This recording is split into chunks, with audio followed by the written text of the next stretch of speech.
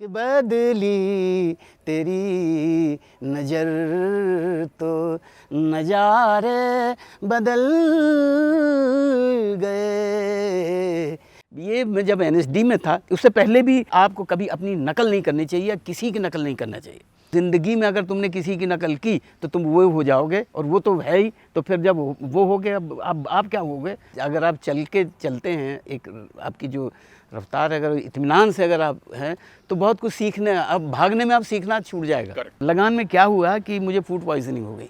स्वागतम, शुभ दशहरा, शुभ दीपावली।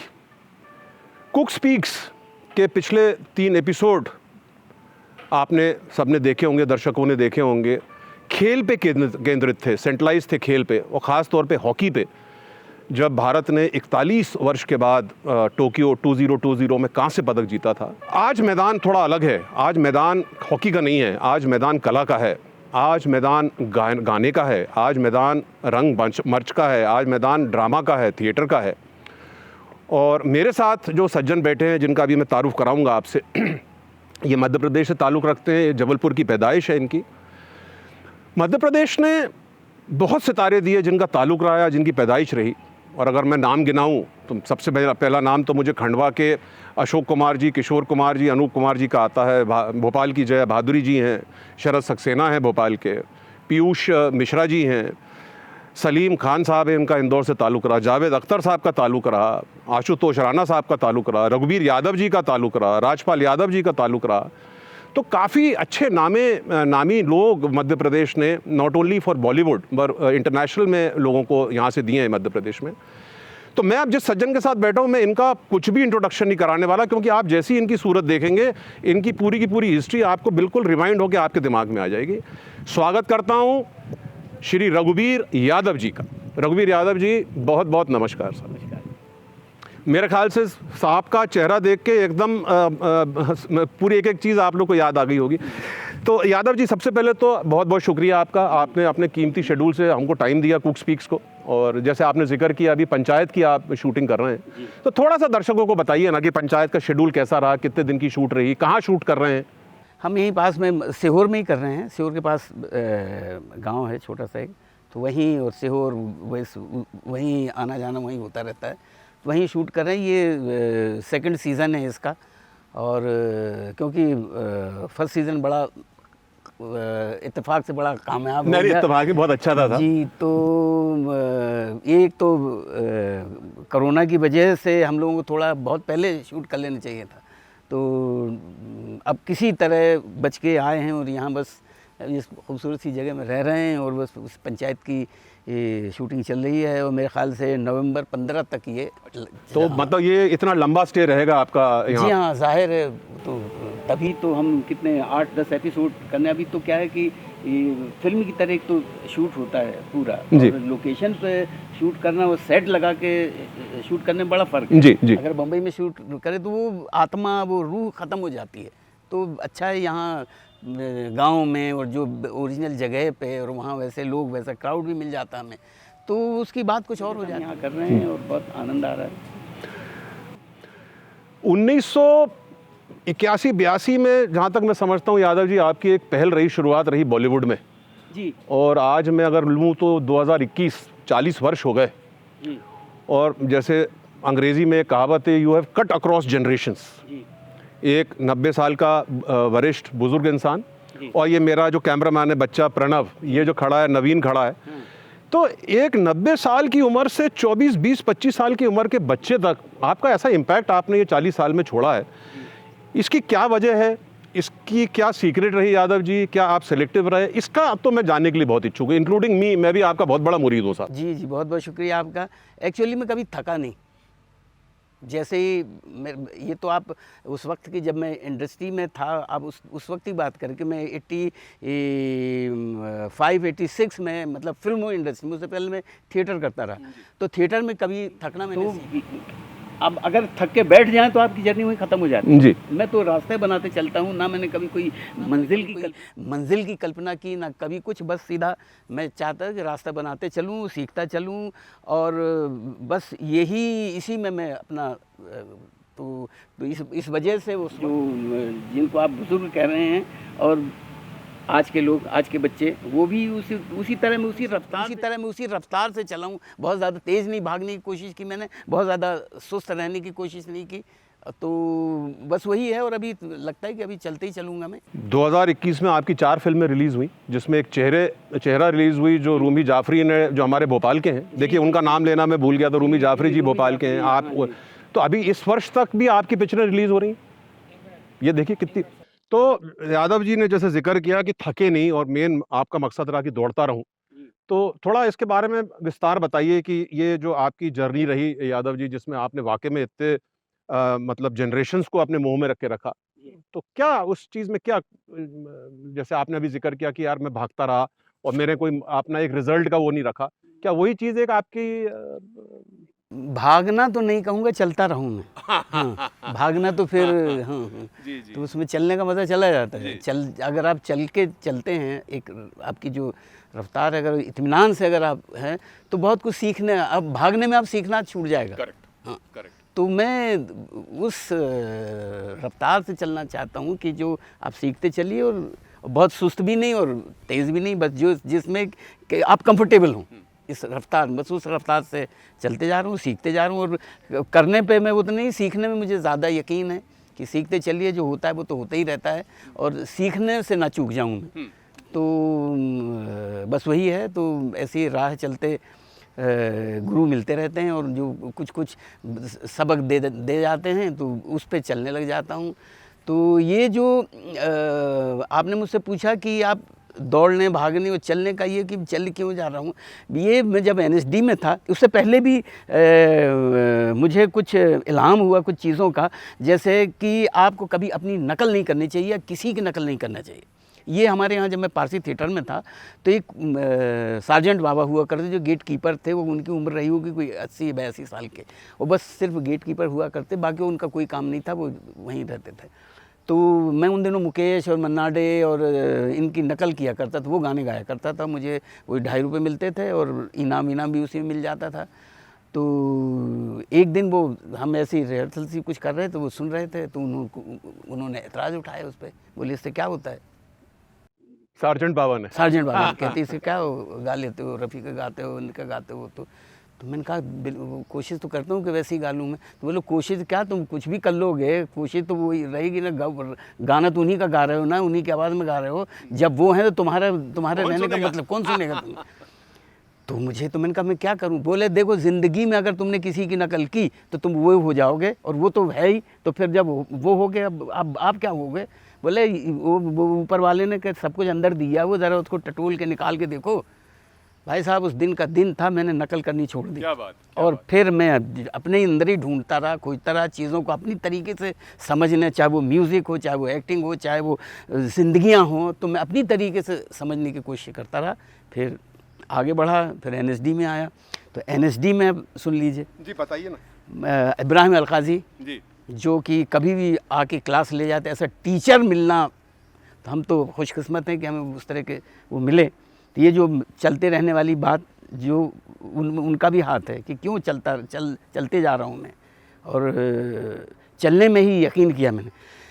वो कभी भी क्लास ले लेते थे। अच्छा, ओके। हाँ जी। और मैंने स्टेज क्राफ्ट में लिया था, स्पेशलाइजेशन स्टेज क्राफ्ट में था।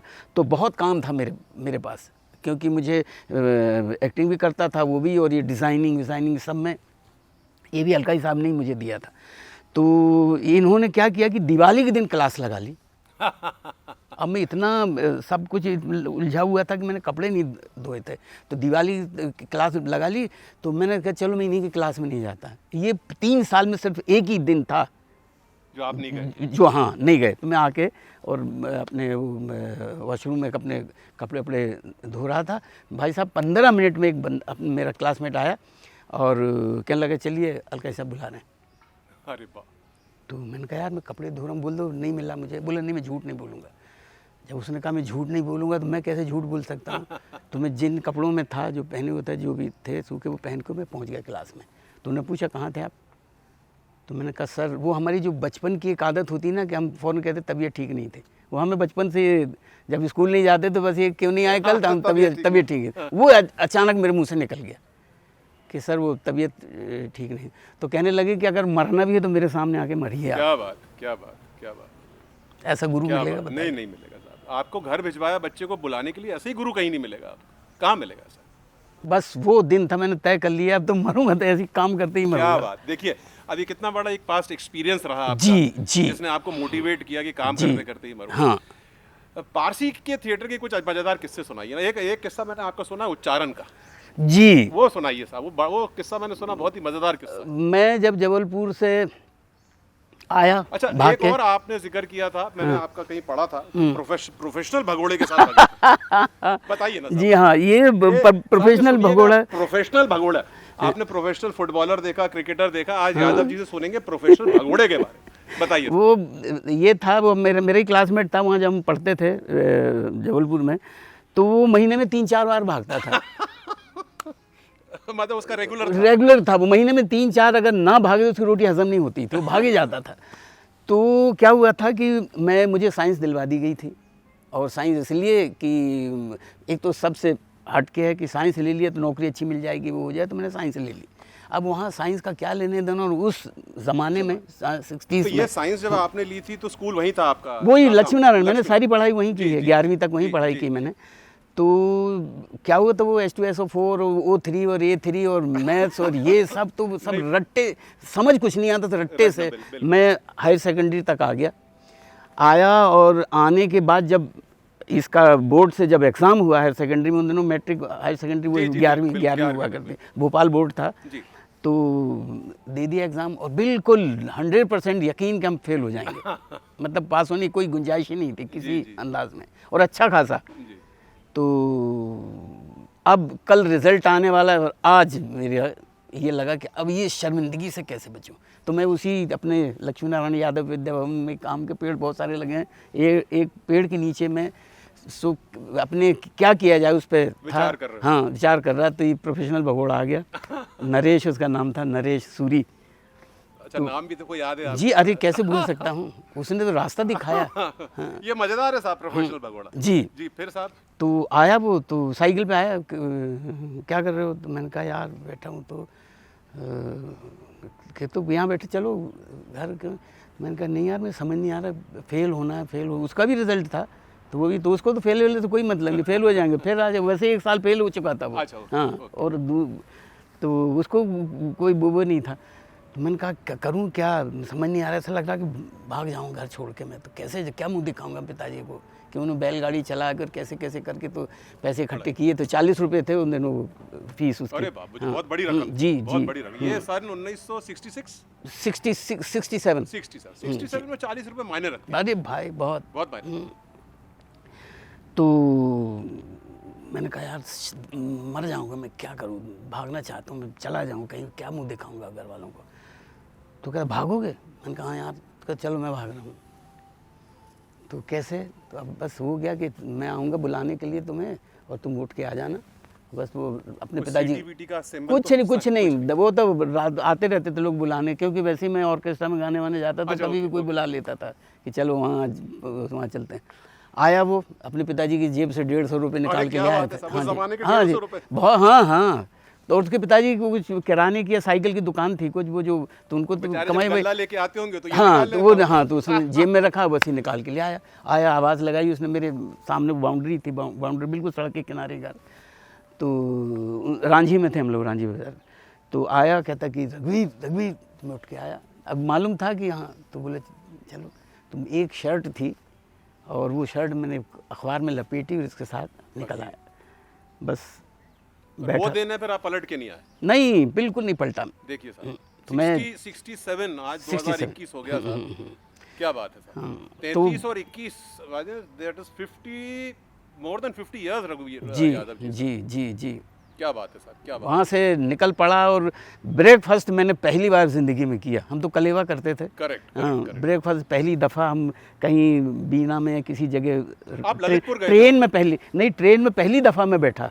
अरे बाप। पहले बचपन में कहीं जो मुझे याद भी नहीं था, ट्रेन में पहली दफ़ा बैठा और निकला। और आप गए ललितपुर पहुँचे हम वहाँ से, और ललितपुर में ये नाटक कंपनी फारसी वाली देखी, चाह को राह।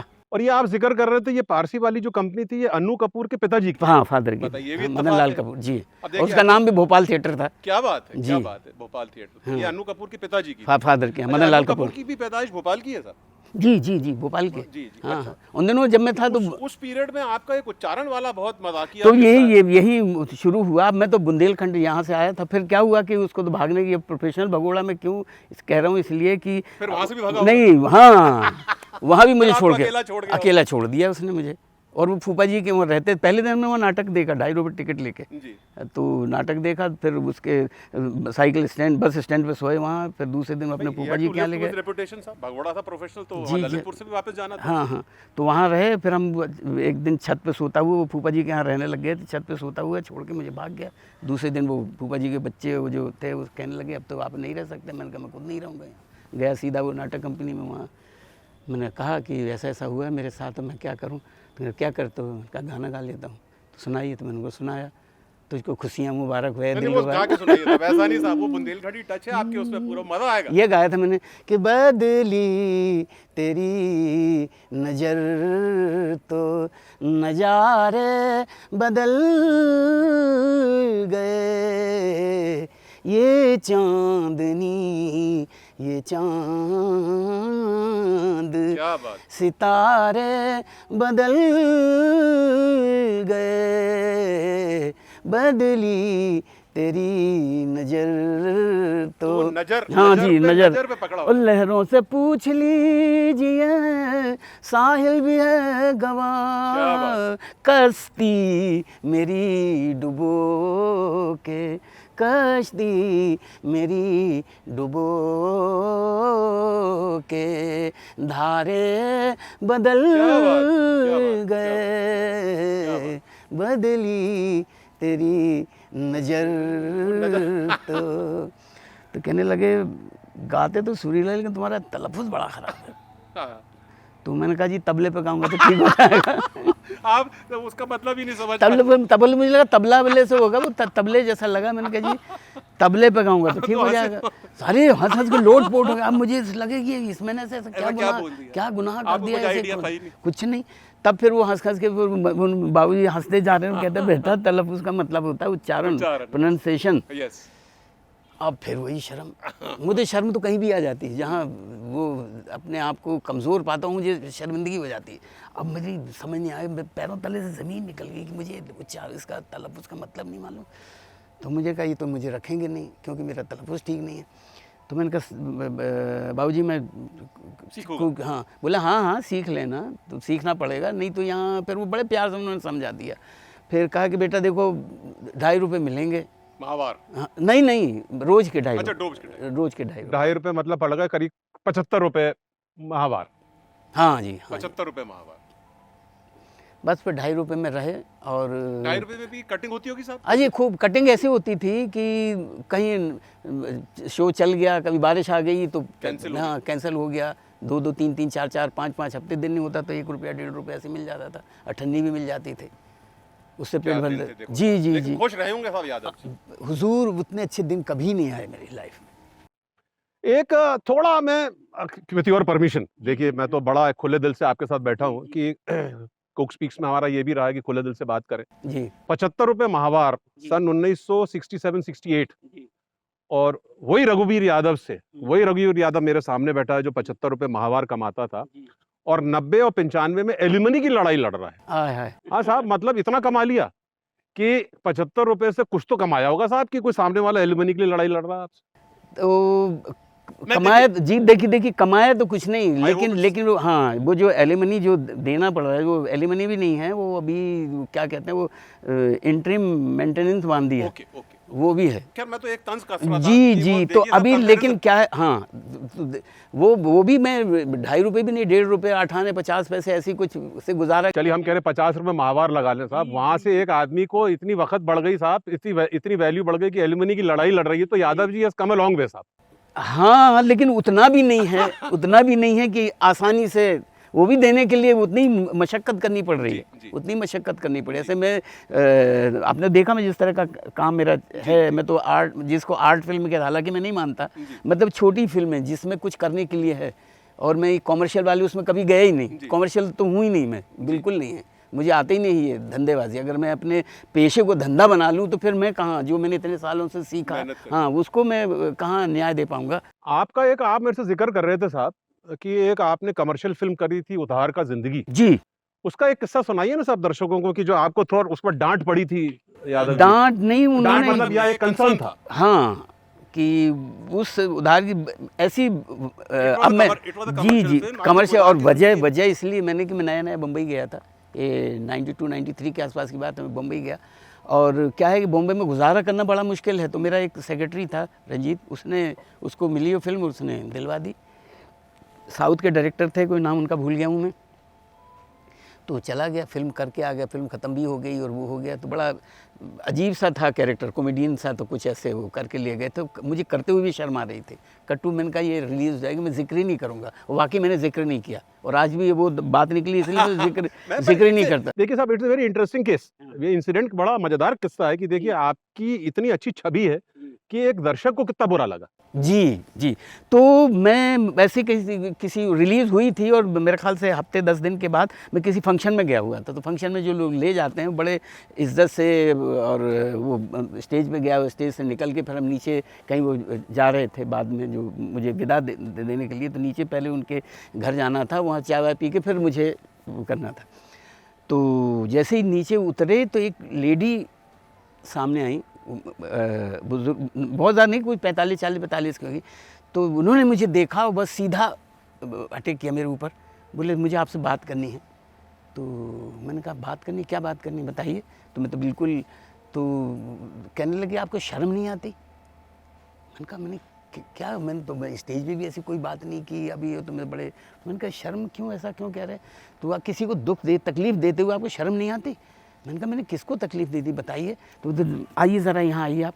अब ये लोग मुझे पकड़ खींच रहे, बोले नहीं जाइए जाइए। मैंने कहा नहीं है, प्लीज़ सुन लो, पता नहीं क्या मैंने किसको तकलीफ़ दी थी, ये तो फ़र्ज़ है मेरा सुनना। तब उन्होंने कहा कि आपने वो फिल्म क्यों की। मैंने कहा कौन सी फिल्म, कहने वो उधार की ज़िंदगी। तो मैंने कहा अब मैं नया नया बम्बई आया हूँ, मकान का किराया चाहिए होता है गुजारे के लिए। कहने लगी आप भूखे मर जाइए, लेकिन इस तरह की फिल्म मत करिए, इस तरह की फिल्म मत करिए। कितनी बड़ी चीज़। भाई मैंने उनको प्रणाम किया, और मैं हमेशा मैंने कहा कि धन्य है आप, जो आपने मुझे एक रास्ता दिखाया, और मैं वाकई भूखा मर जाऊंगा लेकिन इस तरह का काम मेरे ख्याल से उसके बाद भी आपने कभी भी कोई ऐसी कमर्शियल, हार्डकोर कमर्शियल फिल्म नहीं करी। नहीं, कभी नहीं की।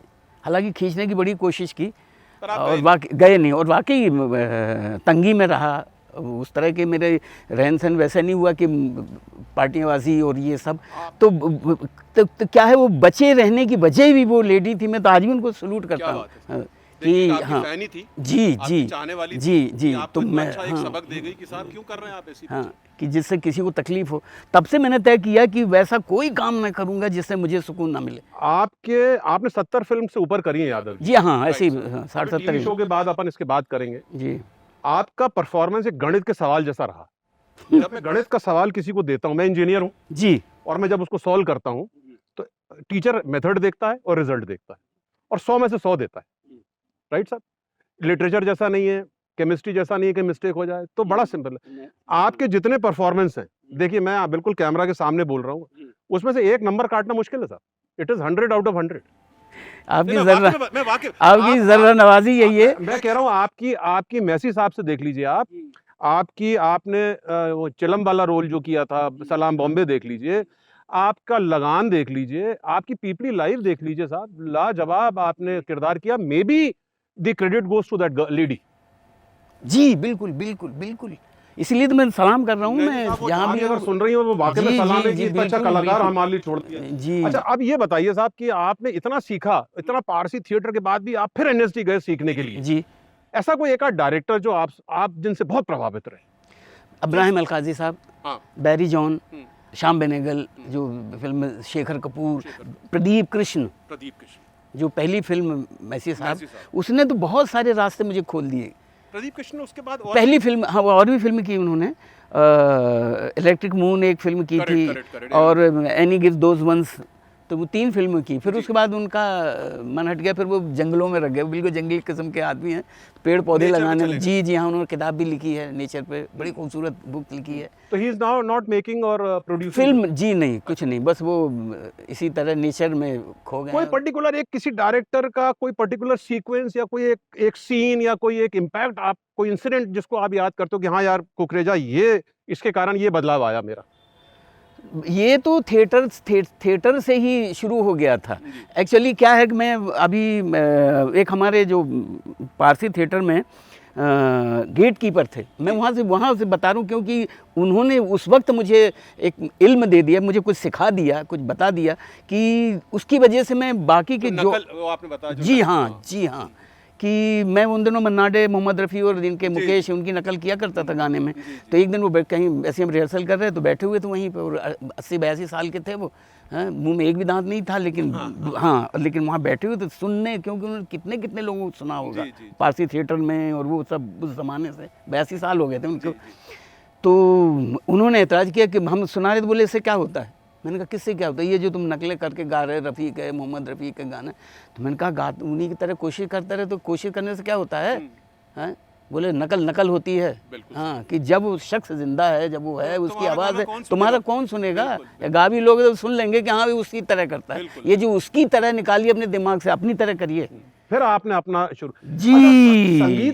संगीत में आए यादव जी, आपने इतने बढ़िया गाने, आपने मध्य प्रदेश सरकार के लिए गाए, जी मध्य प्रदेश तो अजब है, गजब है, वाह साहब। आपने पीपली लाइव के लिए गाया, सखी सैया तो बहुत कमात है, लेकिन वो डायन जो सौत जो भी है खाई जात है। जी आपने कोक स्टूडियो के लिए गाया। जी जी कोक स्टूडियो तो मैं एक बहुत ही बड़ी प्लेटफॉर्म मानता हूँ। जी। इतने अच्छे आपने गाने गाए, क्या गाने का कोई पूर्ण शिक्षा या एनी क्वालिफिकेशंस, या it all came to you by self?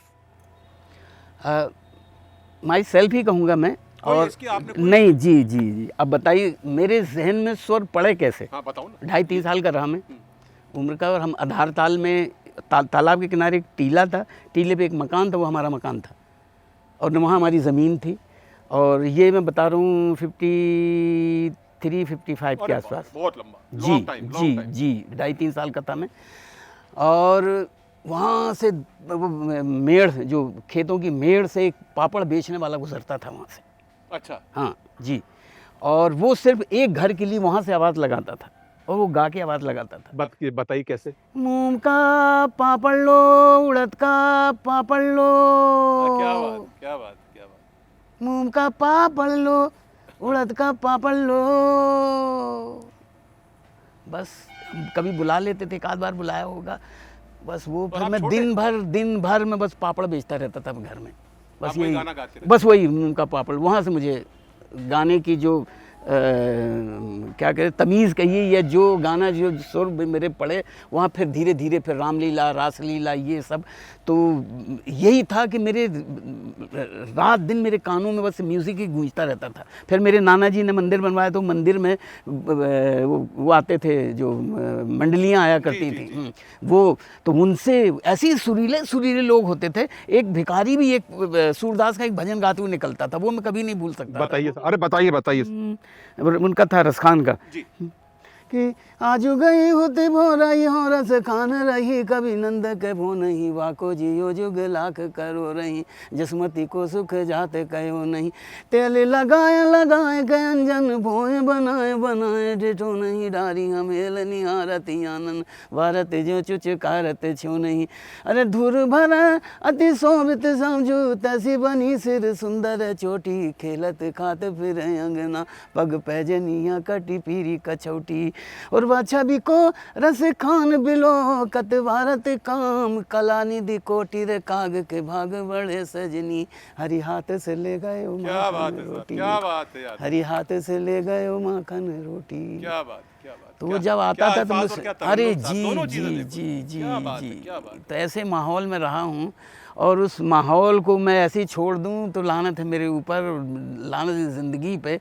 फिर बस उनको साथ लेते चला मैं। आपकी जो कैरियर ग्राफ और जितनी बातचीत हुई Yadav ji, you are a very happy and satisfied man sir. Yes and you have given complete weightage to the technical aspects of your life. जी, कि मैं जो कर रहा हूँ काम मेरे दिल को अच्छा लगना चाहिए, बस ये कभी आप सुकून की तरफ जी जी जी। अच्छा, अब मैं आपकी तरफ समाप्ति पे आ रहा हूँ। मैंने जैसे जिक्र किया था आपकी एलिमनी का, जी तो ये जो पर्सनल तनाव आपके जीवन में आया, हाँ। इसका क्या इम्पैक्ट रहा आपकी हेल्थ पे, आपकी एक्टिंग पे, आपके कैरियर पे? क्या पीछे लेके गया? थोड़ा एक जस्ट स्मॉल देखिए, निगेटिव तो नहीं कहूँगा मैं, क्योंकि कोई भी कितनी भी तकलीफ़ हो, कुछ भी हो जाए, कोई भी अन्याय हो जाए, मैंने हमेशा उसमें से पॉजिटिव, हाँ, वही खींच के रखा है मैं। तो जब ये सब हुआ, सिलसिला शुरू हुआ, तकरीबन 25 साल से, अरे बाप हाँ, रे बाप। 25 नहीं 32 साल से चला, अरे बाप। 32 साल हो गए। मेरा बड़ा बेटा 32 अरे साल बाप। का है। तो your son is जैसे your son is 32 जी, तो वो जो धक्का लगा इस कलेजे पे, जो हम सीखते अचानक लड़खड़ा गया मैं।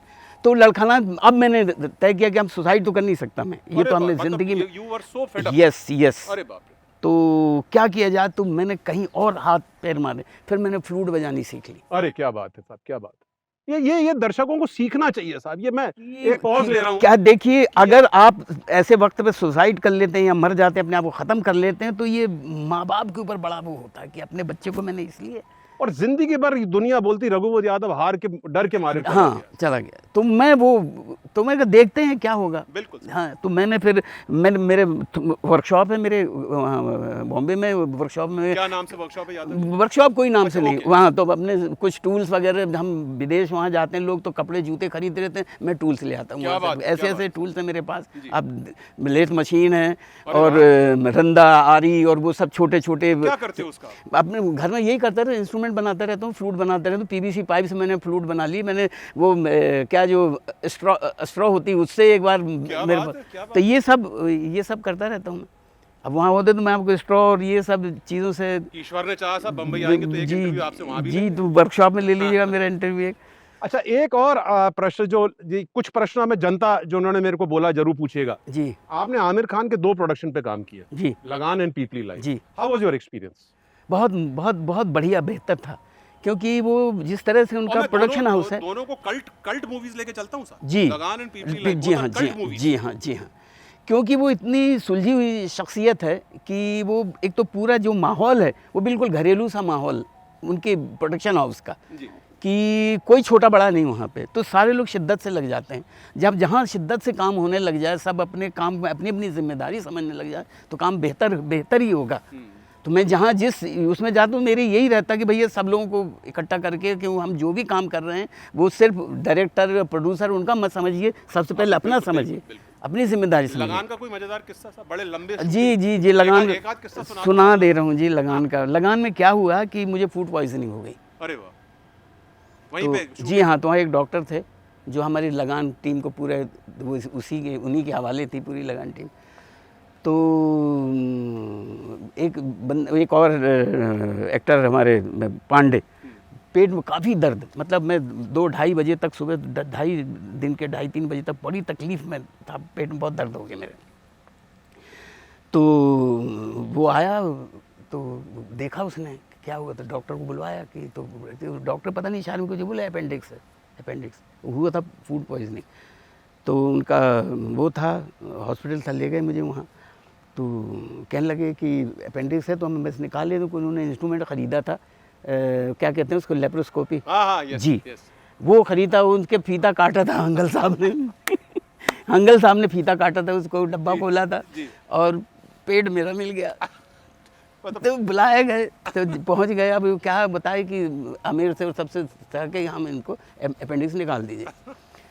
तो तय हुआ कि 7 बजे करीब हम ऑपरेशन थिएटर में जाएंगे, और उसने कहा कि हम बताएंगे हम उसको इस्तेमाल कैसे करें। तो पूरी लगान टीम के लिए उन्होंने एक मॉनिटर लगा रखा था, और एक कमरे में बस वो सारी लगान, जी। और इन्होंने क्या किया, 7 बजे था, तो 6 बजे ही से उन्होंने अपना वो ग्रीन लिबास पहना वो सर्जन का, और पहुंच गए, और मुझे 6:30 बजे दे दिया गया वहाँ।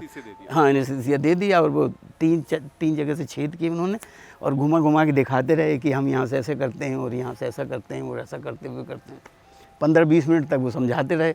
उतने मुझे थोड़ी सी होश आना शुरू हो गया मुझे। तो अभी होश आना शुरू हुआ तो वो डॉक्टर साहब ने एक्सप्लेन करने में ज़्यादा टाइम लगा दिया।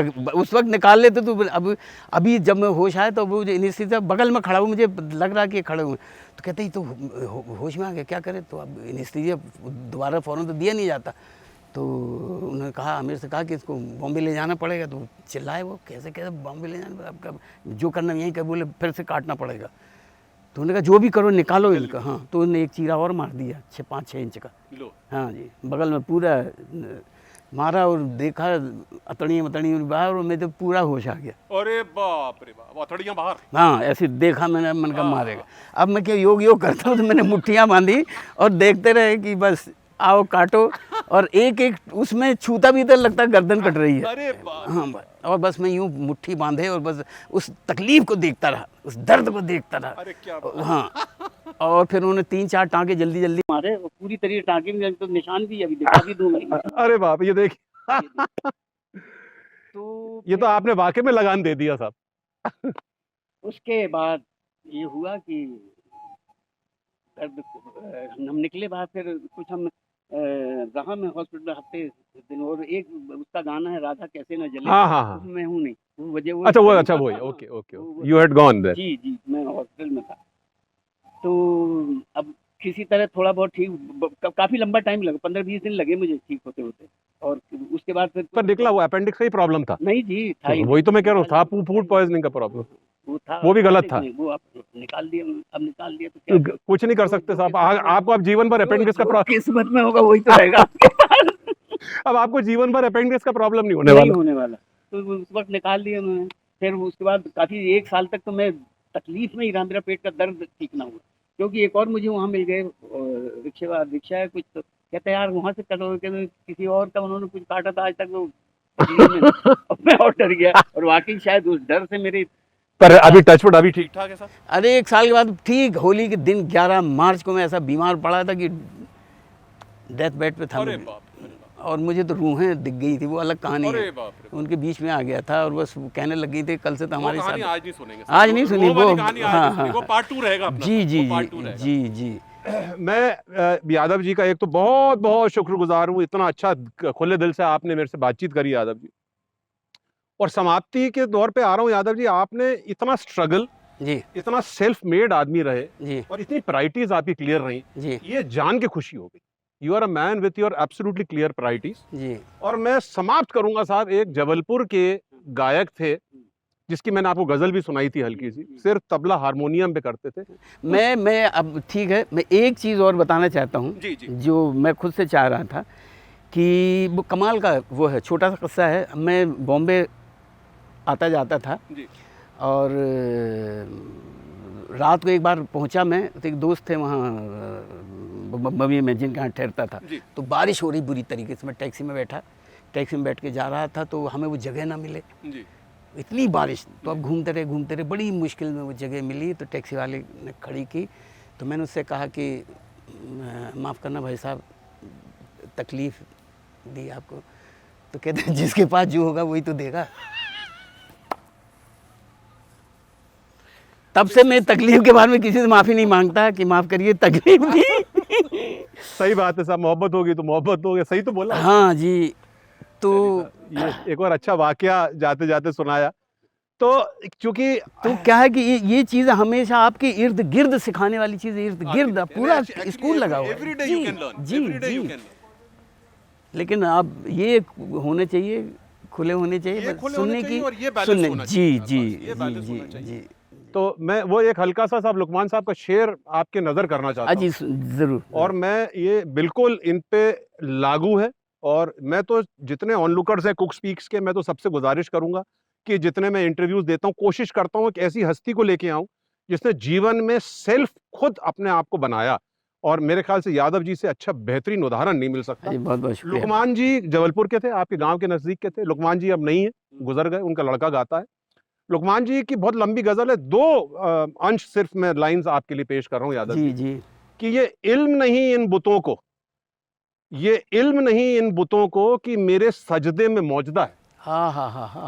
ये इल्म नहीं इन बुतों को कि मेरे सजदे में मौजदा है। अरे मैं जिसके आगे झुका दूं ये सर, कसम खुदा की खुदा बना। क्या बात है, क्या बात क्या सर, बात सर, है, ये हाँ। तो आप पे समझ अरे हुजूर, यादव जी, मजा आ गया। और पार्ट 2 का अभी वादा हो गया, पार्ट 2 करेंगे बम्बई आज। जी जी जी जी। कुक स्पीक्स की तरफ से बहुत बहुत धन्यवाद, thank you, and I thank once more mister रघुवीर Yadav, my cameraman Pranav, my other production man mister Naveen Verma. Good bye, I hope you like it, do subscribe and like my channel.